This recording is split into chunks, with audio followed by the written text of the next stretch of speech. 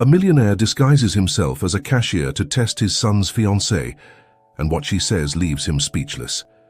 The main hall of the Montero mansion sparkled with golden lights and the clinking of champagne glasses. The crème de la crème of society had gathered to celebrate the engagement of Alexander Montero, heir to a business empire, and Valerie Sanchez, a young and stunning rising model. Valerie, with her brown hair falling in soft waves over her shoulders and dressed in a designer gown that accentuated her slender figure, smiled radiantly as she received congratulations from the guests. However, behind that perfect smile lay a secret that threatened to destroy everything. "Congratulations, dear," exclaimed a middle-aged woman, kissing both of Valerie's cheeks. "How lucky you are to be joining the Montero family." "Thank you. It's a dream come true," Valerie responded with a rehearsed smile. A few feet away, Alexander chatted animatedly with a group of friends. Tall, with dark hair and green eyes, he was the epitome of success and charm. His gaze met Valerie's, and he winked, making her heart race, but not for the reasons everyone assumed.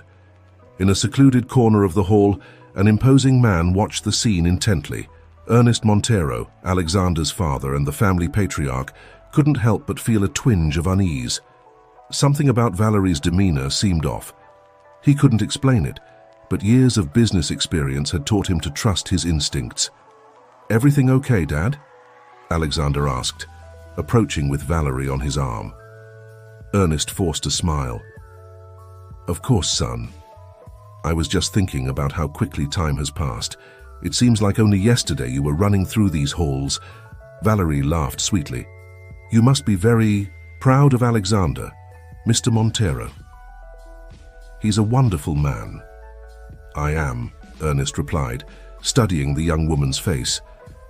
"And I hope you value him as he deserves, Valerie." For a moment, something flashed in Valerie's eyes, but it disappeared so quickly that Ernest wondered if he had imagined it. "Excuse me," Valerie said. "I need to freshen up for a moment."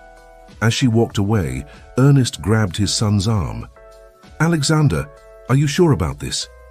Marriage is a serious step, and you barely know Valerie." Alexander sighed. "Dad, we've talked about this. I know it's fast, but I'm in love. Valerie is the woman of my dreams." Ernest wanted to insist, but held back. He didn't want to ruin his son's night with unfounded suspicions. Meanwhile, Valerie slipped into the mansion's garden. With trembling hands, she pulled out her phone and dialed a number she knew by heart. "Marcos? It's me," she whispered. "Everything is going according to plan. They're completely fooled." The voice on the other end sounded anxious. "Are you sure, Val? We can't afford any mistakes." "Relax, love," Valerie replied, glancing over her shoulder to make sure no one was listening. "In a few months we'll be enjoying the Montero fortune and starting the life we always dreamed of. I love you, Val. Be careful. And I love you. We'll be together soon." Valerie hung up and took a deep breath, composing her expression before returning to the party. What she didn't know was that her conversation hadn't gone unnoticed. Hidden behind a hedge, Ernest Montero had heard every word, and his face darkened with a mix of pain and determination. "So that's how it is, Miss Sanchez," he murmured to himself. "Well then, let the games begin." As Valerie returned to the hall, smiling and seemingly carefree, she had no idea that she had just set in motion a series of events that would change her life forever. Fate had cast the dice, and no one could predict where they would land. The days following the engagement party were a whirlwind of activity. Valerie threw herself into wedding preparations, choosing dresses, flowers, and locations with an enthusiasm that deceived even the most observant. However, in the privacy of her old apartment, away from the watchful eyes of the Montero family, the real Valerie emerged. "I can't believe we're pulling this off," said Marcos, hugging her from behind as they watched the sunset from their small terrace. Valerie turned in his arms, her eyes shining with a mix of excitement and guilt. "Sometimes I wonder if we're doing the right thing, Marcos." "Val, we've talked about this," he replied, caressing her cheek. "The Monteros have more money than they could. Spend in 10 lifetimes. They won't even notice what we take, and we can start over far from all this. She nodded, but a shadow of doubt lingered in her gaze.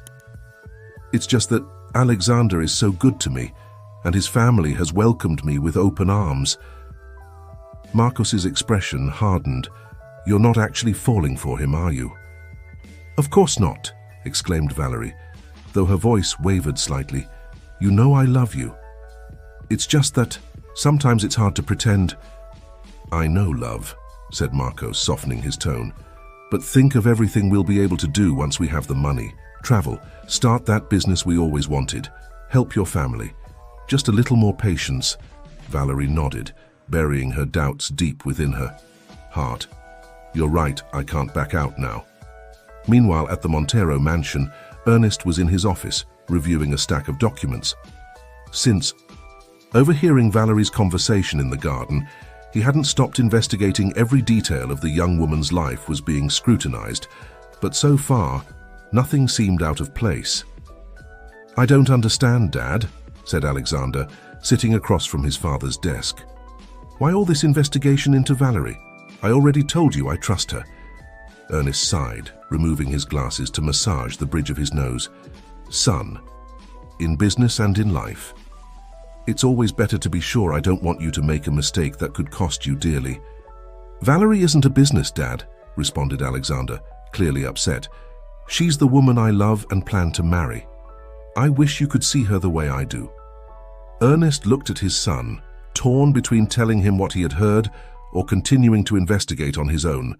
Finally, he decided he needed more evidence before potentially ruining Alexander's happiness. You're right, son, he conceded. Maybe I'm being too cautious. I promise I'll try to get to know Valerie better. Alexander smiled, relieved. Thank you, Dad. I know once you really get to know her, you'll love her as much as I do. But Ernest Montero was not a man who gave up easily. If his suspicions were correct, he needed concrete proof, and to get it, he was willing to take drastic measures.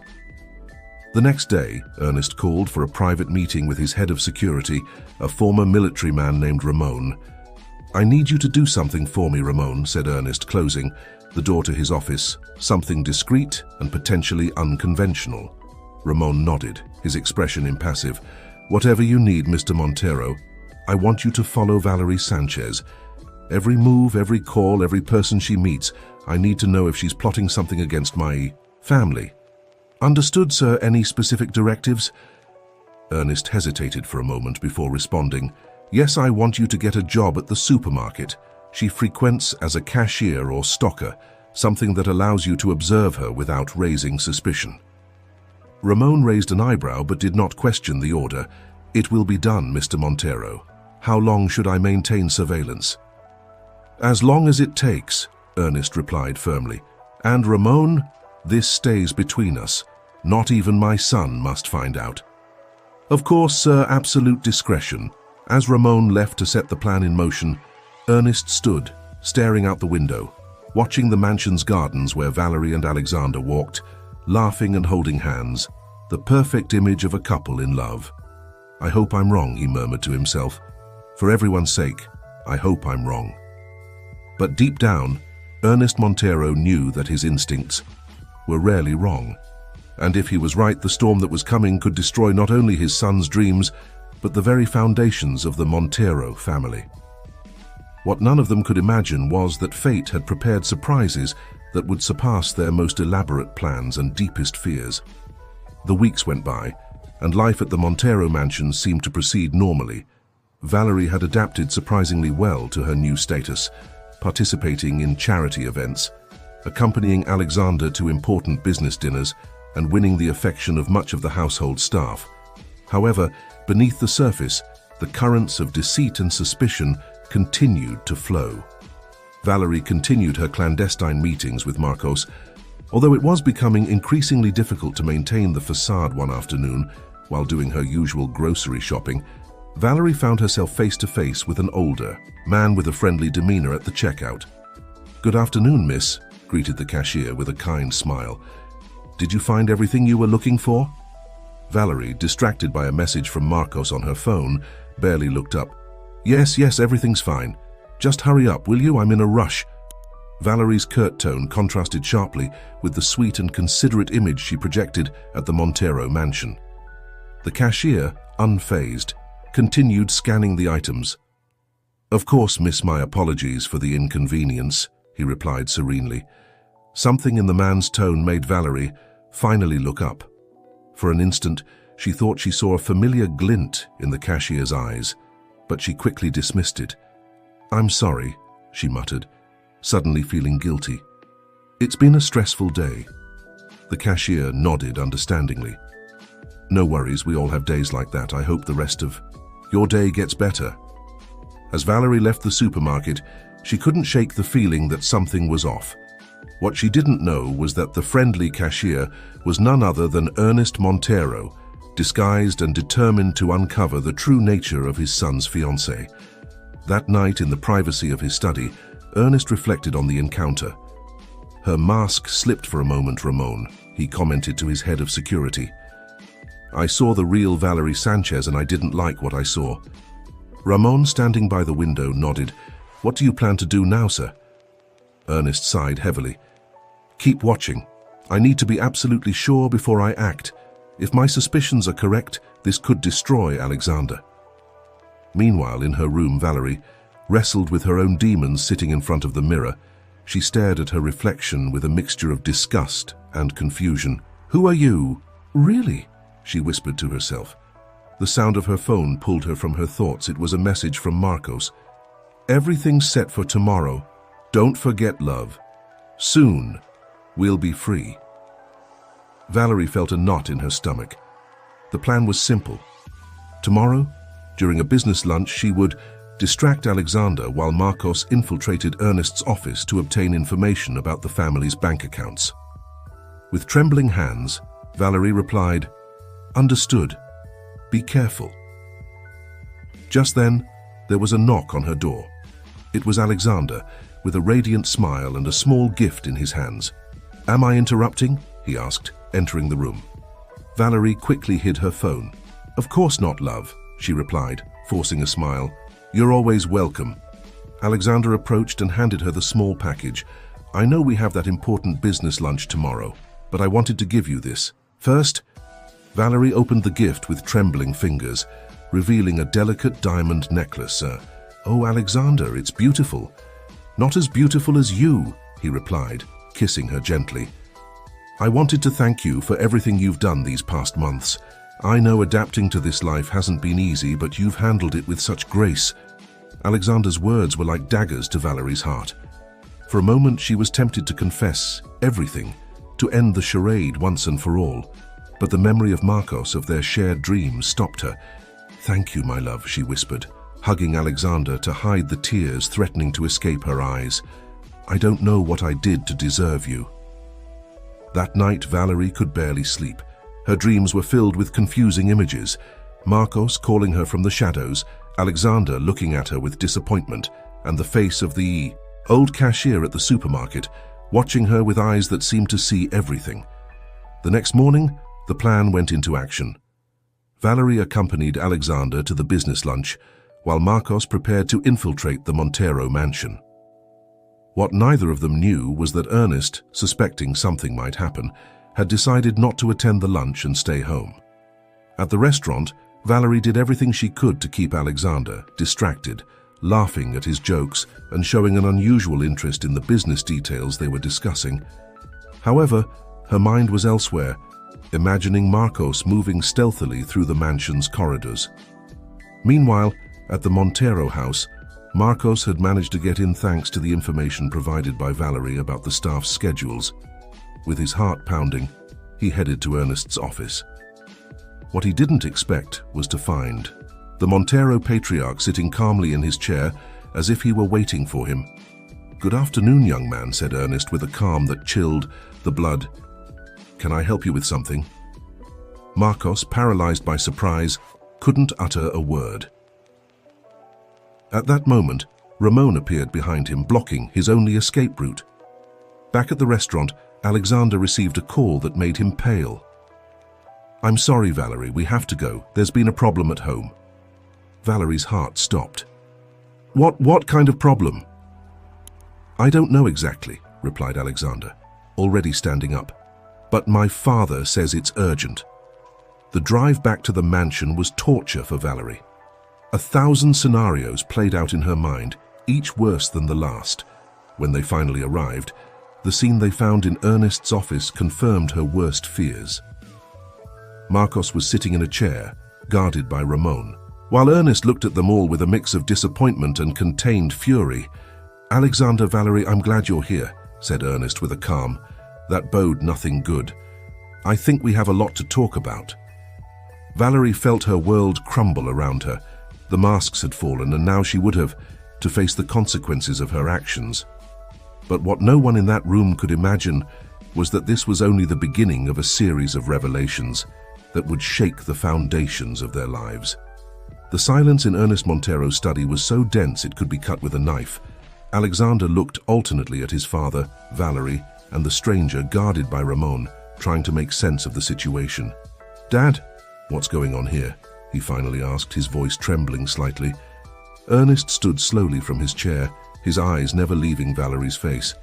"That, my son, is exactly what we all want to know, Valerie. Why don't you start? It seems you have a lot to explain."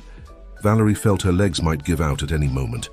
She looked at Marcos, seeking support, but he kept his gaze fixed on the floor. She was alone in this. She began, but the words stuck in her throat. "Maybe I can help you," Ernest intervened. "How about we start by explaining who this young man is and why he was snooping around my office?" Alexander turned to Valerie, suspicion growing in his eyes. "Val, what's my father talking about?" Valerie closed her eyes, took a deep breath, and when she opened them again, there was a resolution in them that no one had seen before. "His name is Marcos," she said finally, "and he was my boyfriend." The impact of those words was immediate. Alexander recoiled as if physically struck, while Ernest nodded with a mix of sadness and confirmation. "Continue," urged Ernest. "We met years ago when I was just starting out in modeling," Valerie explained, the words now pouring out in an unstoppable torrent. "We always dreamed of a better life, away from difficulties and hardships. When I met Alexander, we saw an opportunity." "An opportunity," Alexander repeated, his voice laden with pain and disbelief. "Is that what I was to you? An opportunity?" Valerie approached him, trying to take his hand, but Alexander pulled away. "No, Alexander, it's not that simple at first. Yes, I admit it, but then..." "Then what?" Ernest interrupted. "Then you realized my son was more than a walking wallet?" "Yes," exclaimed Valerie, tears streaming down her cheeks. "I fell in love, Alexander. Truly, I didn't expect it to happen, but it did. And I've been struggling with this for weeks, torn between what I felt for you and my loyalty to Marcos, to our plans." Marcos, who had remained silent until now, finally spoke. "It's true, I've seen it in her eyes, in the way she talks about you. She's not the same Valerie I knew." Alexander ran a hand over his face, trying to process all the information. "Then what exactly was this plan? What were you planning to do?" Valerie and Marcos exchanged a look before she answered. We wanted access to the family's accounts, to take enough to start a new life." "Steal?" Alexander's voice broke. "You were going to steal from my family?" "Son," Ernest interjected, his tone surprisingly gentle, "I think we should take a moment to..." But Alexander was already moving, heading towards the door. "I need air, I need to think." Before anyone could stop him, he had left the study, leaving behind a silence heavy with tension. Ernest turned to Ramon. "Take young Marcos to the security room. Keep him comfortable but under watch. We'll have a long conversation later." As Ramon escorted Marcos out of the room, Ernest found himself alone with Valerie. The young woman looked as if she had aged years in minutes, her usual composure completely gone. "Mr. Montero," she began, her voice barely a whisper, "I know I have no right to ask anything, but please let me talk to Alexander. I need to explain." Ernest studied her for a long moment before responding. "You know, when I first met you, I had a feeling something told me you weren't what you seemed. I even disguised myself as a cashier at the supermarket to observe you." Valerie's eyes widened in surprise as she remembered the kind old man at the checkout. "It was you. Yes, confirmed Ernest. I saw a side of you I didn't like. But now seeing you like this, so vulnerable and remorseful, I wonder if perhaps I judged you too quickly. Valerie looked at him, a spark of hope igniting in her eyes. Don't get me wrong, Ernest continued. What you did, what you planned to do, is unforgivable. But I also know that people can change, that love can transform us. He approached the window, looking out at the gardens where Alexander used to play as a child. My son loves you, Valerie.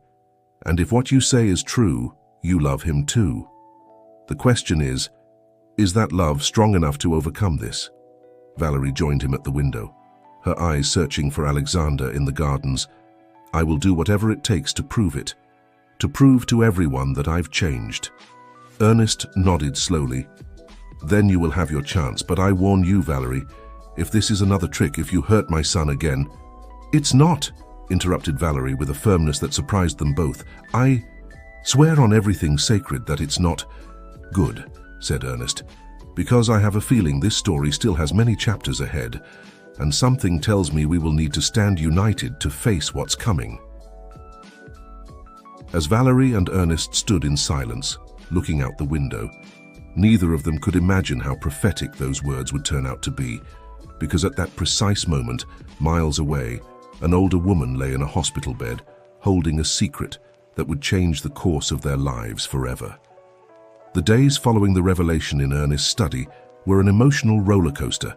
For everyone involved, Alexander had taken refuge in the family's beach house, refusing to speak to anyone. Valerie, for her part, was torn between crushing guilt and the desperate need to make things right. Marcos had been released under the strict condition that he not leave the city and remain. Available for further questioning, Ernest, always the strategist, had decided to keep the matter private, at least for the time being. A week after the incident, Valerie was in the mansion's garden, lost in thought, when her phone rang. The number on the screen made her frown. It was from her hometown, a place she had left behind years ago. Hello, she answered cautiously. Valerie? The voice on the other end sounded distressed. It's me, Javier, your brother. Valerie felt the world stop for a moment. She hadn't spoken to her older brother in years. Javier? What's wrong? It's Mom. Val. Javier's voice broke. She's in the hospital. The doctors say she doesn't have much time left. The phone almost slipped from Valerie's trembling hands. What? No, that can't be what happened. Cancer, Javier replied. Apparently she's been hiding it for years, Val. She's asking for you. She says she needs to see you, that she has something important to tell you. Valerie closed her eyes, feeling the weight of the world fall on her shoulders. I'll be there as soon as possible. After hanging up, Valerie remained motionless for several minutes, trying to process the news. Finally, gathering all her strength, she went to Ernest's study. Come in, responded Ernest. To her timid knock on the door, Valerie entered, her face pale and her eyes red. Mr. Montero, I need to talk to you. Ernest, noticing her state, motioned for her to sit. What's wrong, Valerie? My mother, she began, struggling to keep her composure. She's very sick, in the hospital. I need to go see her. Ernest studied her for a moment before responding, I understand. When do you plan to leave? As soon as possible, Valerie replied. I know given the current situation, I have no right to ask for anything, but go, interrupted Ernest, his voice surprisingly gentle. Family comes first. Always. I'll make the necessary arrangements for you to have a flight tonight. Valerie looked at him, surprised by his understanding. Thank you, Mr. Montero. I don't know what to say. Don't say anything, he replied, standing up to circle the desk. But Valerie, promise me one thing. Anything, she said without hesitation. When you come back, whatever the outcome of your visit, we'll have a long conversation about your future, about Alexander, about everything, Ernest said firmly. Valerie nodded, feeling a lump in her throat. I promise, Mr. Montero, and thank you, truly. That same night, Valerie boarded a flight to her hometown, her heart divided between concern for her mother and fear for what she was leaving behind at the Montero mansion. Upon arriving at the hospital, Javier was waiting at the entrance. The siblings embraced, their hug laden with contained emotions and years of distance. "How is she?" Valerie asked, pulling back to look her brother in the eye. Javier shook his head, his eyes bright with unshed tears. "Not good, Val. The doctors say it's a matter of days." Valerie felt the world crumble beneath her feet. "Take me to her." In the hospital room, Carmen, Sanchez lay in bed, her frail and emaciated figure barely recognizable to Valerie. However, when their eyes met, love and recognition shone in them. "My girl," Carmen whispered, extending a trembling hand. "You came." Valerie rushed to take her mother's hand, kissing it gently. "Of course I came. Mom, I'm here." Carmen smiled weakly. "I have so much to tell you, dear. So many secrets I've kept for years." "Shh, Mom," interrupted Valerie. "Don't strain yourself. We'll have time to talk when you recover." But Carmen shook her head, a fierce determination shining in her eyes. "No, Valerie, I need to tell you this now. It's about your father." Valerie frowned. Her father had abandoned the family when she was just a child. It was a topic they rarely discussed. "What about him?" Carmen took a deep breath, as if gathering strength. "Your father. The man you thought was your father isn't." The world seemed to stop for a moment. Valerie looked at her mother, incredulous. "What? Mom, what are you talking about?" "Many years ago," Carmen began, her voice barely a whisper. "Before I married the man you knew as your father, I had a relationship, an intense but forbidden love." Valerie listened, feeling that each word her mother spoke changed the course of her life. "He is an important man. Married, with a family of his own," Carmen continued. "When I became pregnant, we decided it was best to keep it a secret. I married soon after the man who raised you, but he's not my real father," Valerie finished, feeling breathless. Carmen nodded weakly. "Your real father has been closer to you than you realize, Valerie. You've met him recently." Valerie felt the world spinning around her. A suspicion began to form in her mind, an idea so outrageous she didn't dare to give it shape. "Mom," she whispered, her voice trembling, "who is my father?" Carmen closed her eyes for a moment, as if gathering strength for the final revelation. When she opened them again, she looked directly at her daughter. "Your father, Valerie, is Ernest Montero." The impact of those words was like a physical blow to Valerie. She staggered, clinging to the edge of the bed to avoid falling. Javier, who had been listening in silence, rushed to support her. "No," Valerie murmured. "It can't be. It's impossible." But deep down, she knew it was true. Ernest's strange intuitions, his interest in her from the beginning, even his recent compassion, it all took on a new and terrifying meaning. "I'm so sorry, my girl," sobbed Carmen. "We wanted to protect you, give you a normal life. But now, you needed to know." Valerie sat heavily in the chair beside the bed, her mind a whirlwind of emotions and chaotic thoughts. Alexander, the man she loved, was actually her half-brother. The Montero, empire she had planned to scam, was part of her inheritance.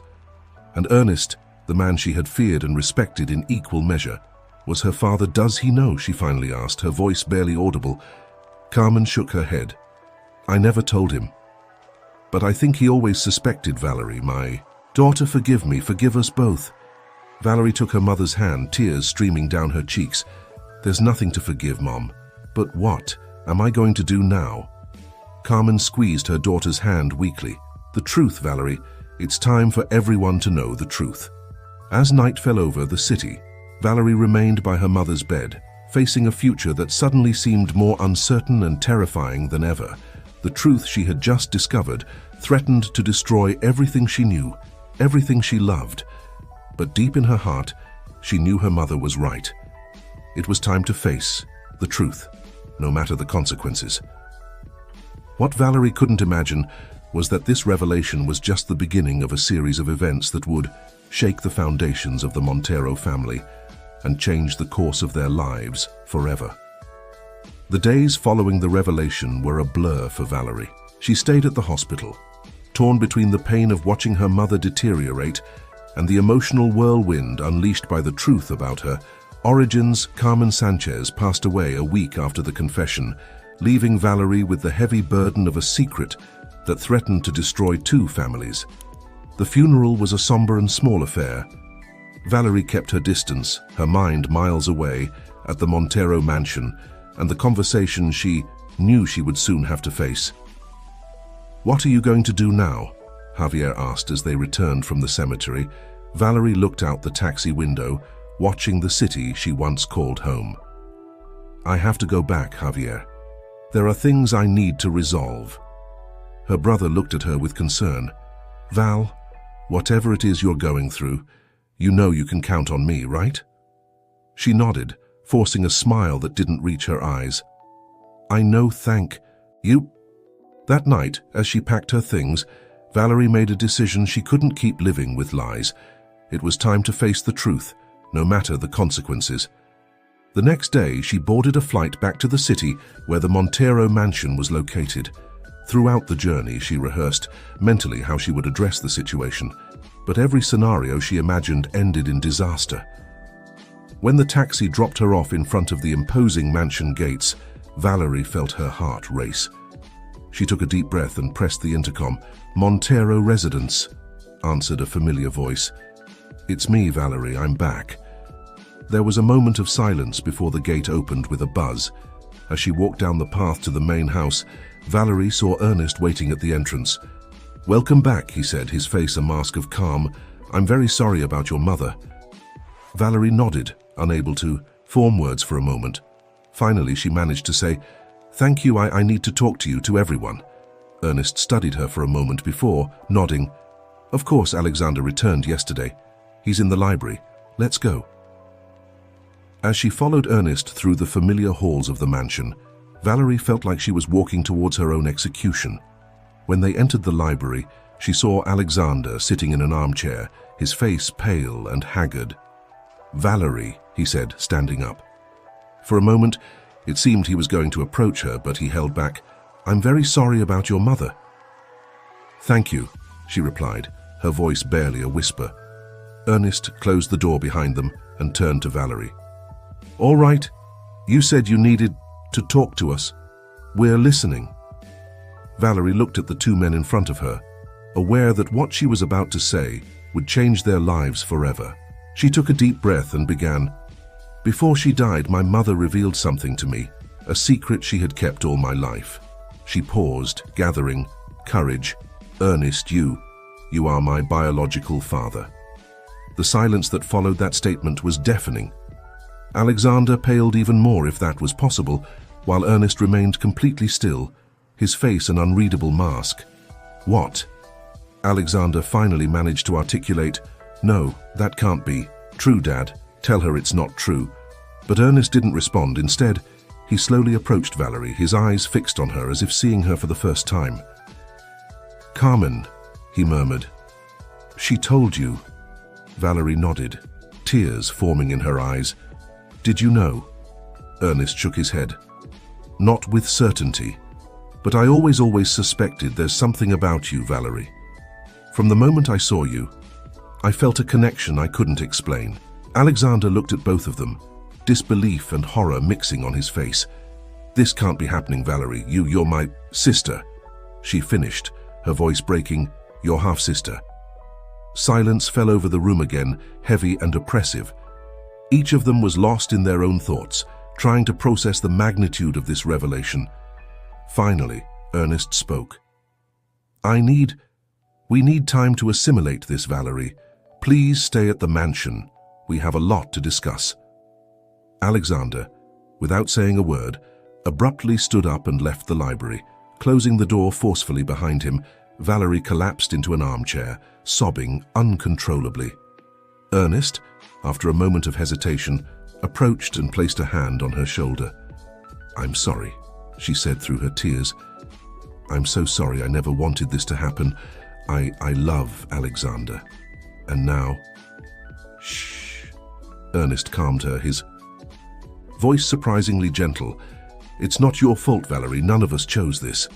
As night fell over the Montero mansion, Father and daughter remained in the library, united by a newly discovered bond and separated by years of secrets and lies.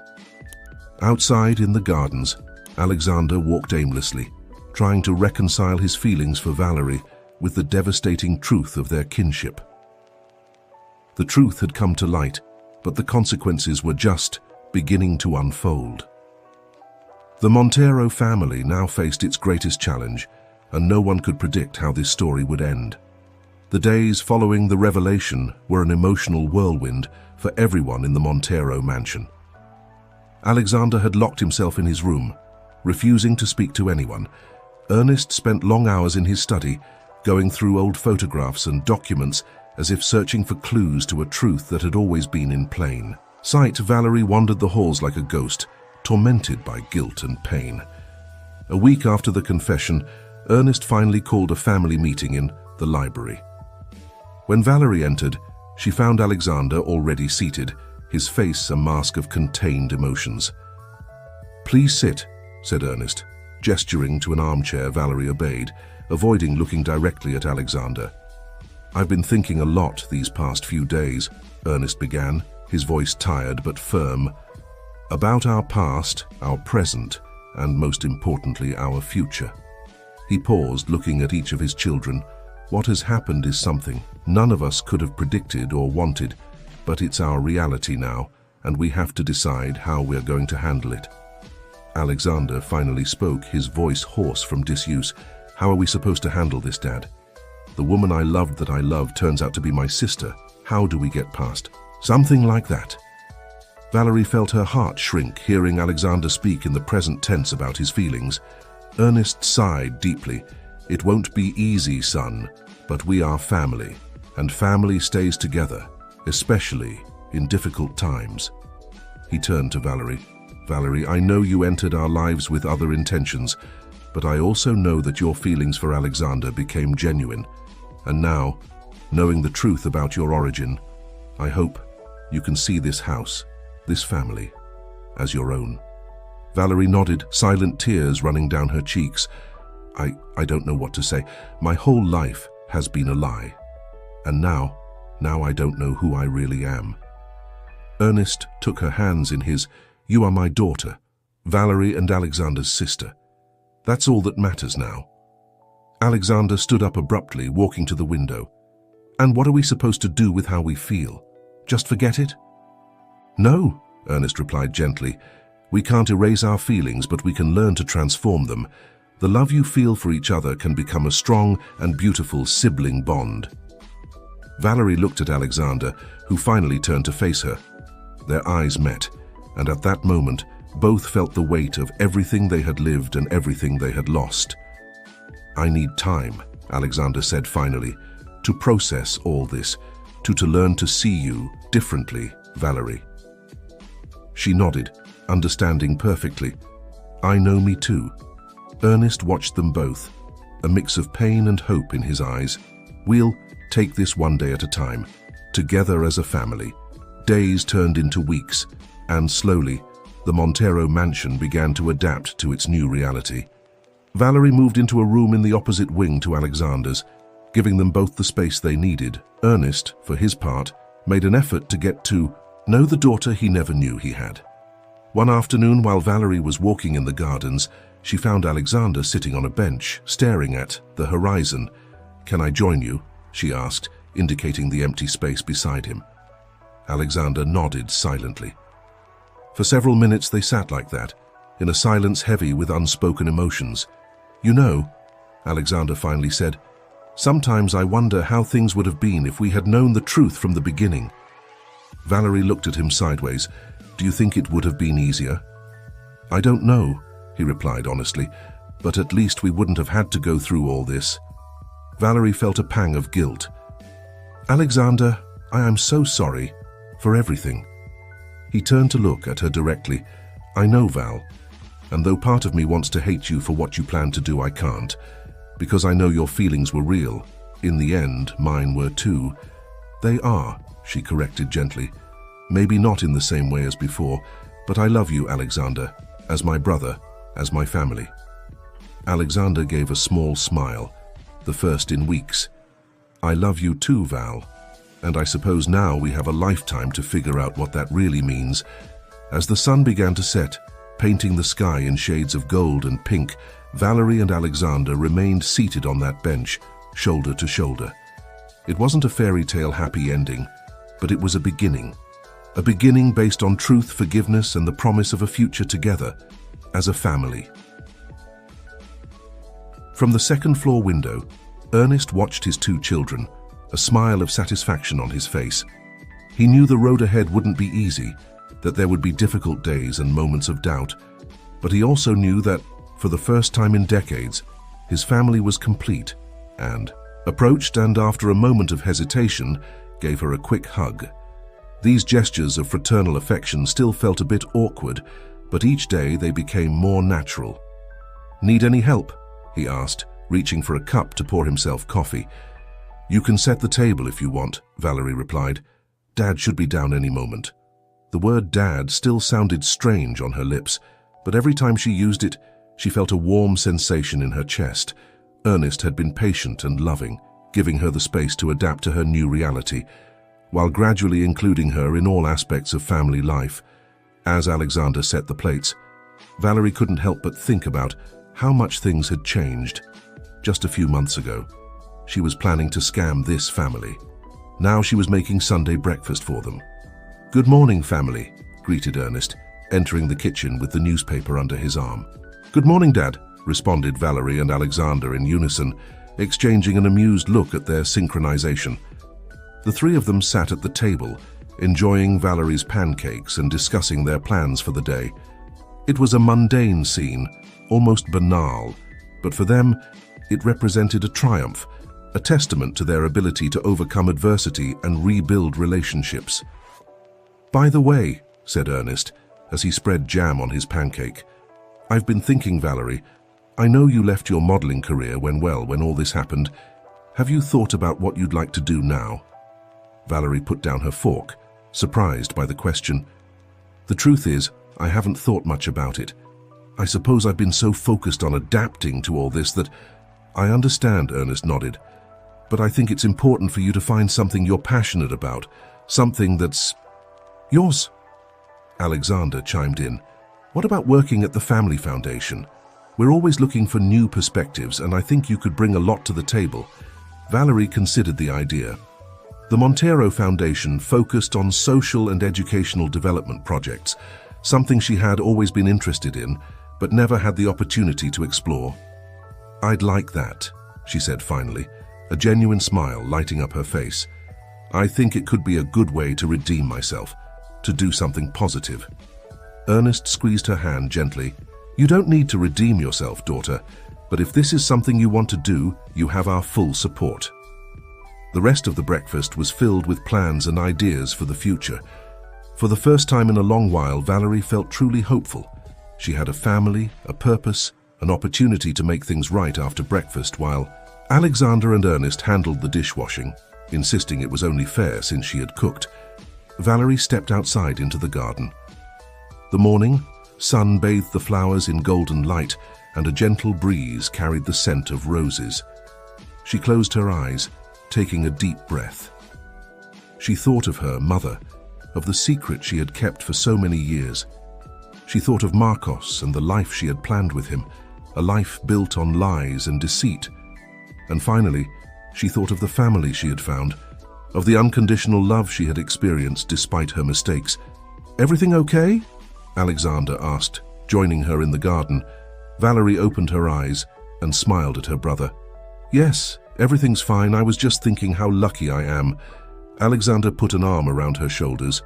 "We all are, Val. We've been through a lot, but we're here together." From the kitchen window, Ernest watched his children, a smile of satisfaction on his face. Life had given them a second chance, and they were determined to make the most of it, as the sun rose higher in the sky, promising a new day full of possibilities. The Montero family prepared to face the future. They didn't know what challenges awaited them, but they were sure of one thing: they would face them together, as the family they were always meant to be. And so, on that quiet Sunday morning, A new era began for the Montero family. An era of honesty, unconditional love, and second chances. The telenovela of their lives had taken an unexpected turn, but the ending, though different from what they had imagined, promised to be more satisfying and real than any script they could have written.